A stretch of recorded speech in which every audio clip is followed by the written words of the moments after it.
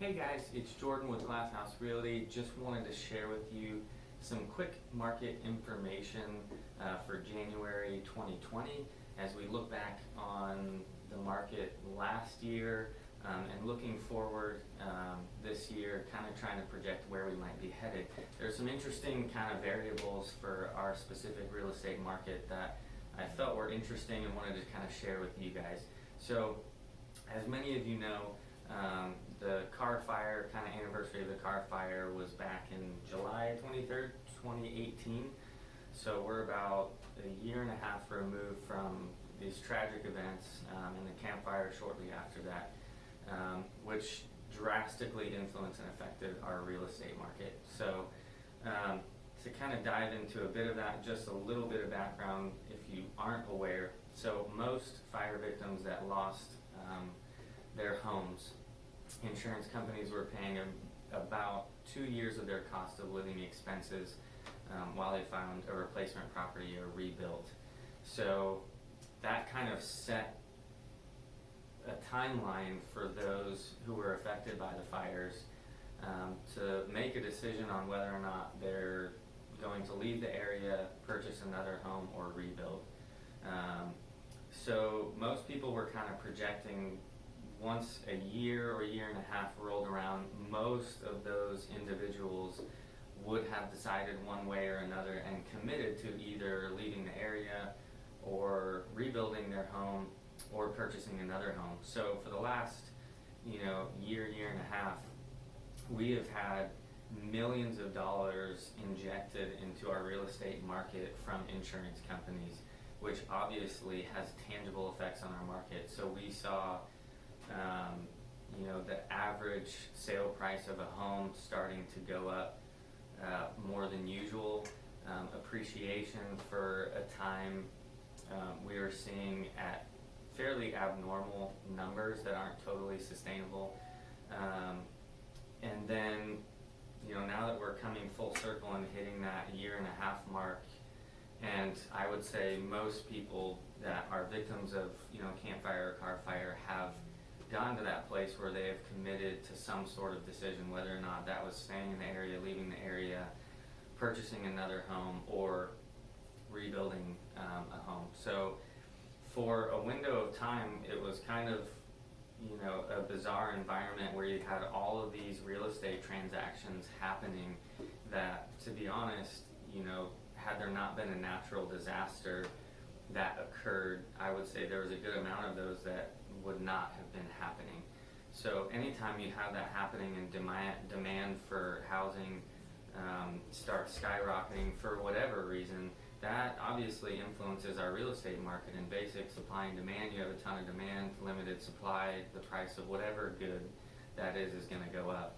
So we've kind of hit that mark where I think those sales that were kind of an anomaly and abnormal to our market have kind of started to dissolve because that's already kind of occurred, and we're starting to see, I would say, our market just coming back to reality. So just to give you some basic numbers, October 2019, the total amount of homes that sold and closed escrow in October 2019 compared to October 2018, we're down 14.2%. Comparing November 2019 to November 2018, they were down 11.5%, and comparing December 2019 to December 2018, they were down 17.7%. Those are kind of staggering, alarming numbers. You see numbers like that, and people that kind of have a pulse on real estate and the real estate market, those are alarming numbers. You see numbers like that, and it kind of tells a narrative something's happening. Because that's not typical. So again, I want to emphasize those numbers are not comparing, December 2019 to, July 2018. That's comparing December of this year to another December. So yes, our sales typically slow down seasonally, November, December, January, but that's not comparing December to July or June. That's comparing December to December, so apples to apples, so to speak. But we all know, rewind December 2018, there were a bunch of people looking for homes because they were displaced, they lost their home. We had investors jumping on the market to really, capitalize on the real estate environment and swoop up on rental properties to rent because that was very lucrative.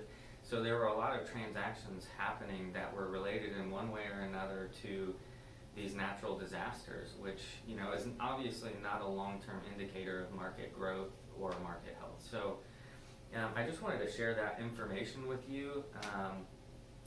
Projecting forward, like looking into 2020, where might our real estate market be headed? Are those numbers going to kind of continue? Is that going to level out and plateau with spring coming?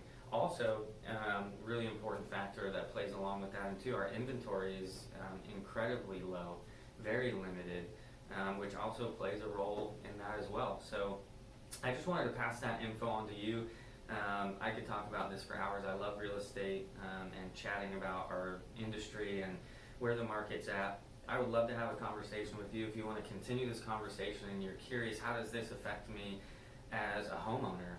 If you've been on the fence about selling or thinking about doing that, and you're projecting out when you might want to sell, and you just want to have a conversation to get some concrete information and facts about what's happening in our market so that what the best decision for you and your family is, I would love to have a conversation with you. If you're a buyer and you're kind of on the fence and not really knowing, well, how does this influence me and how does this affect me? I'm looking to purchase a home. One of my goals of 2020 is to purchase a home. How does all of this play into to me and me looking for a home? So if you'd like to have that conversation, I'd love to chat with you. And again, this is not a sales pitch. I really like to come alongside people in their journey wherever they're at and just share information with them so that they know what the best decision for them is. I'm not here to manipulate the situation or make you make a decision that isn't right for you. I'm here to just identify here's kind of what's going on so that you can take that information and identify what is the best decision for me going into this year. If that's to sell, great. If it's not, great. If you're supposed to hang on to your house for the next 20 years and end up turning it into a rental property, that's fantastic. I want to help you reach your goals, identify what those are, and support you. So I hope you guys are having a great start to the new year. I'll talk to you guys